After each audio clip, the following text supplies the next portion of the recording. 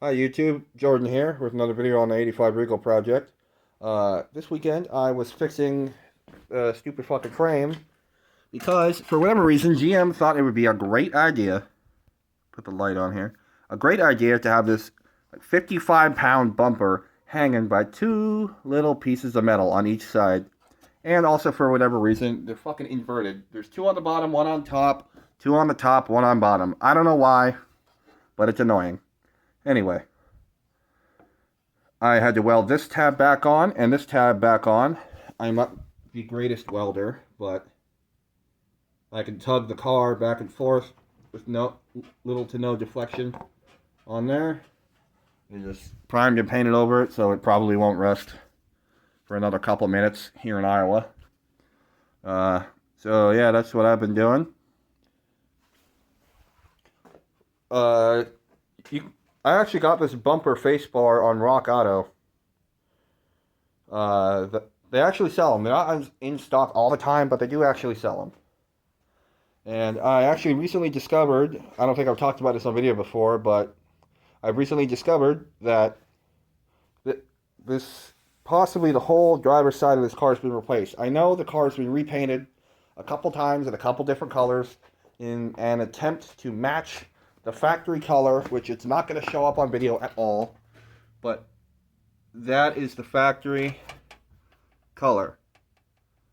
It's more, I guess you could say, purpley brown, maroonish in real life, but it is that sparkly. That's the original color, and there have been multiple attempts to recreate that color on the car, but with age and fading and dirt, it just looks muddy and brown.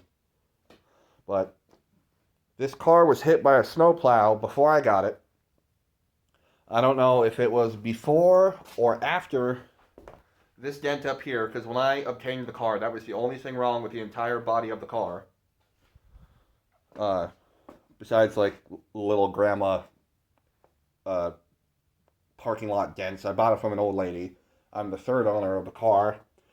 And I know it's been repainted because of the way that it is. There's overspray on the door stickers right there. I cleaned most of it off so I could read them. But shut up. But there is overspray in weird areas. And looking at it more, a couple years ago when I was rooting around in the trunk trying to find out why the car was leaking, these are not factory welds. This is not a factory seam.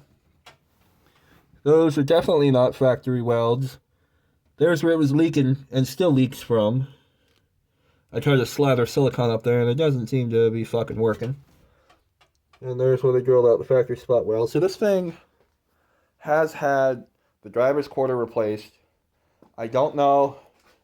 They might have done it all the way up here because I don't really see a seam.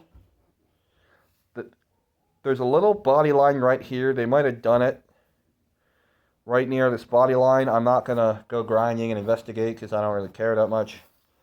But, yeah. And then over time, Bondo starts chipping off. This actually pretty thick Bondo right there. That's at least 1/8 of an inch, if not a little more. And, like, you can hear the difference. Like,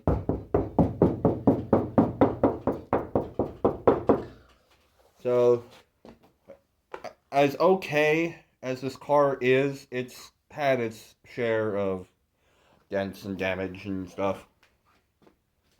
And yeah, going back to the frame, I am not a welder. I don't claim to be a welder. I can melt two pieces of metal together, kind of. All I have is that shitty little titanium 125 from Harbor Freight. It works good for small stuff, like I welded the exhaust on this. I did that. And just some other little fiddly stuff around the house. Like, you could probably build a pretty sturdy go-kart with it, something like that. But anything thicker than like 3/16, you might as well just get a 220 or like an actual like gas welder. That's just a little flux core. It's really messy, but that's what wire brushes are for. Anyway, I'm going to cut it off here before my phone shuts off randomly again and I throw it on the wall. At the wall. Not on the wall. Gravity don't work that way. Goodbye. Good.